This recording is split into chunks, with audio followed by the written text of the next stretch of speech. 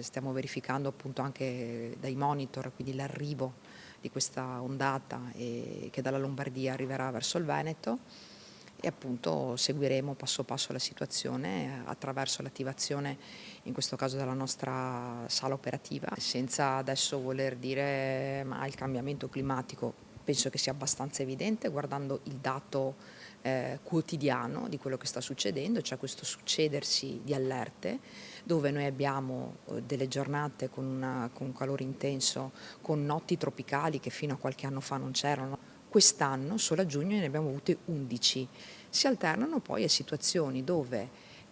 si verificano precipitazioni violente, eventi estremi. Il fatto che vengano diramati anche informazioni, messaggi, indicazioni di allerta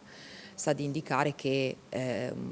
un'attenzione, una prudenza deve essere mantenuta da parte del cittadino. Arrivano molte segnalazioni, l'ha ricevuta anche lei da Google stesso, di allerta temporali estremi, un'allerta che non era mai stata successa prima da allora che arrivasse direttamente da Google ai cellulari privati.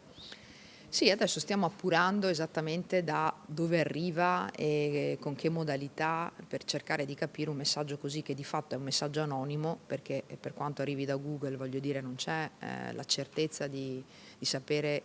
chi è il soggetto che poi lo dirama e se è attendibile poi. Ci siamo rivolti anche al Dipartimento Nazionale di Protezione Civile per capire se avevano qualche informazione in più, però non ci hanno dato indicazioni, quindi appureremo anche in futuro adesso da dove è partito questo messaggio.